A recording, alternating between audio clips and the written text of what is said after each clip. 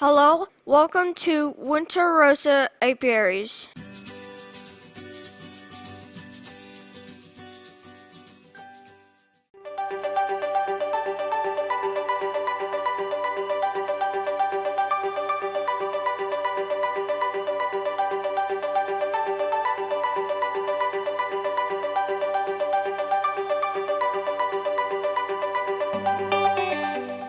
Why are bees so important? Why do we talk about bees so much? Well, because of a third of everything that we eat, either directly or indirectly, I'll explain that in a moment, is because of bees' pollination of fruits and vegetables. You think of alfalfa, okay, that is necessary for what? Feeding cattle. And farmers don't always leave their alfalfa to bloom, okay? But the farmers need the seed to produce the alfalfa. And so a lot is done out in California in fields where they're producing the seed to sell to farmers to produce that alfalfa, and that seed is pollinated by honeybees, okay? Just to give you an example, some of the things, almonds today. Did you know that 80% of all the world's almonds are produced in California? 80% of the world's almonds. And we would not have one almond if it wasn't for the honeybee. It has to be pollinated. It can't be wind pollinated. It has to be pollinated by bees. And it's a very big crop. Half the bees in the United States are moved every year to California. Half of all the established hives are trucked into California for a month period to pollinate the almond groves. Now, just to let you know, well, how many beekeepers are we talking about? How many hives are we talking about here in the U.S.? Now, this is just from a couple of years ago because they don't do these every year, but there's estimated to be about 120,000 beekeepers in the United States. Vast majority are hobby beekeepers, okay, keeping 25 hives or less. And that's not really that many. Right. It really isn't. Right. The bees that we need, it's not that many. Right. Well, and honey consumption, I'll show you that. We do not produce, we have to import, even though we don't want to, and there's a lot of problems with imported honey. We get a lot of fake honey and things of that nature. The American consumption of honey, we don't produce enough to meet the demands. So there are 2.8 million hives in the U.S., and half of those get trucked every year. And dangerous to have all the bees in one area like that? Out of California? Dangerous? Yeah, for like disease. It can be with disease, yes. Yes, it can be. Yes, they do. The commercial keepers do a lot of treating. Yes, yeah. Even on a smaller scale, it's best to spread out, have hives in a couple different locations than to have them all in one location. And you have to be careful. Yes, the disease can spread from hive to hive. Yes, it's a good question. And so there's 162 million pounds of honey produced by those hives, and that averages about 58 pounds a colony. So on average, we're collecting about 58 pounds, plus or minus. A box like this, a medium box here, produce about 30 pounds out of it. So some hives, you could get 100 pounds out of, but you might only get 25 out of another. Not every colony, not every queen are the same. Just the way it is. So the consumption for the U.S. Has been 410 million pounds. 410 million, and we only produce 162 million. So you see that we do depend on honey coming in from other places. And that averages out to 1.3 pounds per person. So some people don't eat any honey, and some people might consume 20 pounds of honey a year, but it averages out about 1.3 pounds a year. Isn't honey the most natural food you can get? As far as additives and that, you don't add things to it. Right, there's nothing, Yeah, there's nothing added whatsoever to raw honey. And it just depends on what type of flowers that the bees go to makes that type of honey. Or Correct. something like that. Yeah, you'll see different colors, Yeah. and it's all based on the type of flower. You'll see different color of pollens. This is a jar of bee pollen. You pass this around, and I find it very interesting. You'll see all the little granulars in there, and there's all kinds of colors. And that's not even all of them. You know, that's just from a portion time of summer. But you'll see that there's bright orange, yellow, green, white, and different flowers produce different color of pollen. I mean, before I kept eating, I never realized that. I think most people don't really realize that. And I find that very fascinating. And the bee pollen is good for just overall health, immune boosting. It has a tremendous amount of immune support inside of pollen.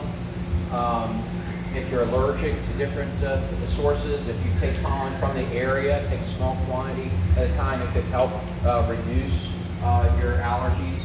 And yeah, the bee propolis, yeah, we'll talk about in a second. So Should you use that kind of like a spice almost? you can just a couple grains right in your, pop it right in your mouth. Robert Jackson finally did pop that. Right. How do you harvest that? How do we harvest? That's a good question. So what we normally do is we have like a little trap that goes on the front here, and they have to go through a screen that scrapes off the pollen off their legs. The pollen, they bring in the pollen right there as balls on the back of their legs. When they are pollinating, the bee has hair all over. I mean, it has hair even on the eyes. And so it's collecting that pollen. You see the pollen all over its body, and it will brush itself and then pack it on its hind legs. They call these bee baskets. There's a hard hair on the leg there, kind of like a spike, and it packs it in there into a ball form and takes that back to the hive. And that ball will get scraped off and then into a collection tray. Now, we do not want to take pollen all the time because they need pollen. They feed their young pollen, okay? That's their protein source. Honey is a carbohydrate. Pollen is their protein. They have to have pollen, just like we do, okay? So we will collect pollen maybe for 2 days and then turn the trap off where they can go directly through and not go through these screens for several days, and then back on kind of thing, back on, and monitor the hive. Not every beekeeper collects pollen, okay, because it is a little bit more tedious. You do need to collect it every day because it is kind of a lot of moisture. You don't want it to sit out and mold. We have to collect it, bring it in, and dry it or freeze it right away. Okay. If you wanted the freshest from a beekeeper, it would be, we would take it, collect it, we put it in our freezer. You buy it from me, I sell it to you from my freezer. Okay. Now in the store, this has been, where's that jar at? That's been put in a dehydrator and taken some of the moisture out of it, so that way it won't mold and it'll last longer. Okay.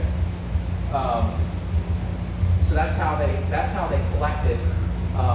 So when they go out, they're either collecting pollen or they're collecting nectar. They have a special stomach that they collect the nectar into. Okay, and the nectar, when they collect it, it's like 80%, 60 to 80% water content. But when they bring it back to the hive, they have to pull the moisture out of it, and it has to go below 18%. And the bees know this, and they have to bring it below 18% because above that, it could ferment, okay?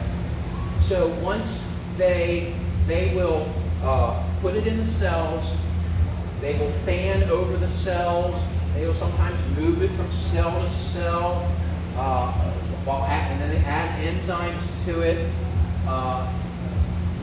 and they bring that moisture down, and once one cell is completely full and at the right moisture content, they will then put a thin layer of wax over top of it to seal it, okay? So then it's preserved that they can have it for a later time through the winter and whatnot. And then that's why they have found jars of honey in the tombs in Egypt. The pharaohs, they have found, because the pharaohs would get buried in these big the pyramids, and they would get buried with the most precious things that they thought was precious to them, and one of them was honey. And they have found jars of honey, and they still have been okay. They haven't decayed or rotted or things like that. I don't know if I want to try them, but probably lost a little bit of its freshness, but it wasn't bad. I'll live once in a while. I have eaten larvae, so out of the Really? out of the hive, yes. And other countries, a lot of other countries eat bugs and so it didn't taste like chicken. But so we get from byproducts, pollination is huge. Pollen, honey, wax. We will take the wax. We try to save the comb and put it back in for them to refill it, so they're not having to draw out that comb from a thin sheet the next time. Okay, it saves a lot of resources and time. But when we cut the cappings off of this, then we have that wax that we can melt down and make candles out of them, polishes, all different types of things that can be made with pure beeswax compared to man-made wax, paraffin. Man-made wax actually gives off a petroleum type of product, because it's made from petroleum, and so it's not really good for your breathing environment. Beeswax actually will pull in harmful things and actually burn it up, and it actually is cleansing of the air. It does have a higher burning temperature than man-made wax, so it does last longer as well. Okay. And what other things do we get from honeybees? Royal jelly. This is a very hard substance to collect. Usually only your commercial beekeeper would collect something of this nature, and you would have to make sure you have some kind of medical source that would want it, so it has to stay fresh. But what is royal jelly? And maybe you've heard royal jelly having to do with queens. It is a special substance that is fed to make the difference between a regular bee and a queen, okay? So you asked before, what is the difference and things of that nature. So we got the drone, we got the worker, and we got a queen. Now, when here's developing stages, when a queen lays an egg, it seems like a grain of rice. They are then fed by the worker bee, starts to feed them a little over a minute. With the 3 days of developing here from egg to larva, they are in each cell over 1,000 times in a 24-hour period. They are constantly feeding that egg and helping it to grow. And in the beginning stages, they are fed a product called royal jelly. Royal jelly is produced by the worker. There's special glands in the head of the bee. These glands produce this special rich liquid. It's white, they feed it to the egg during the development stage. Now, if they want that egg to become a queen, they will continue to feed that egg into larva stage to the pupa. When it gets covered over the larval stage, they continue to feed it royal jelly. If they want it to be just a regular worker feed, then they're fed what we call bee bread, which is a mixture of pollen and honey. They will take pollen and pack it into a cell. They will before they cap it, they will put honey on the top of it and kind of ferments together. And the honey helps the bee, the developing bee, process the crop, the pollen, and that's what they feed their young.